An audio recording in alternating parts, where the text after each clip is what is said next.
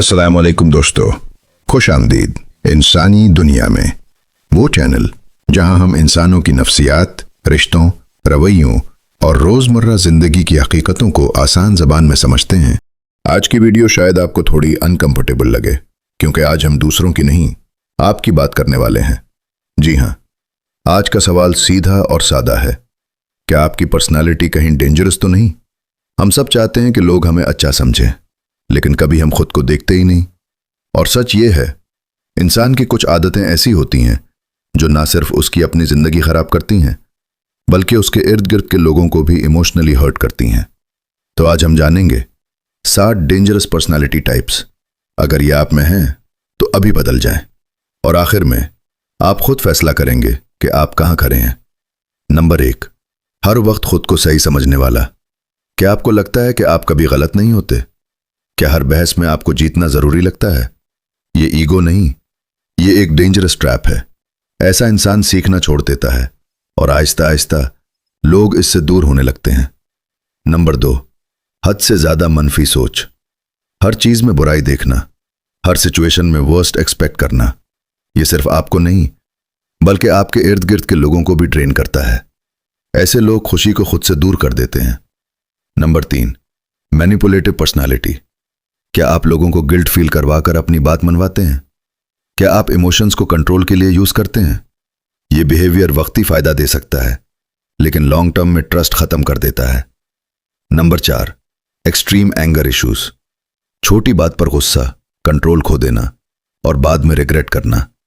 यह सिर्फ एक आदत नहीं, यह एक वार्निंग साइन है। गुस्सा अगर कंट्रोल ना हो तो रिश्ते तबाह कर देता है। नंबर 5, पीपल प्लीजर होना।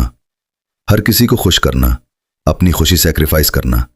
यह बज़ाहिर अच्छा लगता है, लेकिन हकीकत में आप अपनी आइडेंटिटी खो देते हैं और आखिर में आप खुद से नाराज हो जाते हैं। नंबर 6, जेलसी और कंपैरिजन।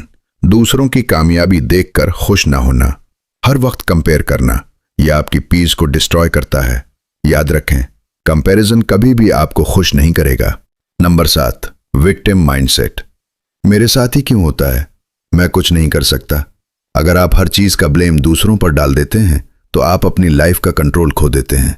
विक्टिम माइंडसेट आपको आगे बढ़ने नहीं देता। अब एक लम्हे के लिए रुकें और खुद से सच बोलें, क्या इनमें से कोई ट्रेट आप में है? अगर हां, तो घबराएं नहीं, क्योंकि अवेयरनेस चेंज का पहला कदम है। खुद को कैसे बदलें? अपनी गलतियों को एक्सेप्ट करें, फीडबैक को ओपन माइंड से लें, अपने इमोशंस पर कंट्रोल सीखें, रोजाना सेल्फ रिफ्लेक्शन करें और सबसे अहम, कंसिस्टेंसी रखें। दोस्तों, याद रखें, कोई भी इंसान परफेक्ट नहीं होता, लेकिन खतरनाक वो होता है जो अपनी गलतियों को मानने से इनकार कर दे। आप अपनी पर्सनालिटी को बदल सकते हैं, आप अपनी जिंदगी को बेहतर बना सकते हैं। बस शर्त यह है कि आप सच का सामना करने के लिए तैयार हों। अब मैं आपसे एक सवाल पूछना चाहता हूं, इन 7 ट्रेट्स में से कौन सा ट्रेट आपको सबसे ज्यादा अपने अंदर महसूस होता है, और क्या आप इसे बदलने के लिए रेडी हैं?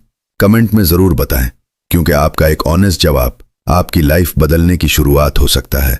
और अगर आप चाहते हैं कि हम ऐसे ही सेल्फ इंप्रूवमेंट और साइकोलॉजी पर हकीकी और इम्पैक्टफुल बातें करते रहें, तो अभी इंसानी दुनिया को सब्सक्राइब करें, वीडियो को लाइक करें और इसे अपने दोस्तों के साथ जरूर शेयर करें, क्योंकि याद रखें, सबसे मुश्किल काम दूसरों को बदलना नहीं, बल्कि खुद को बदलना होता है।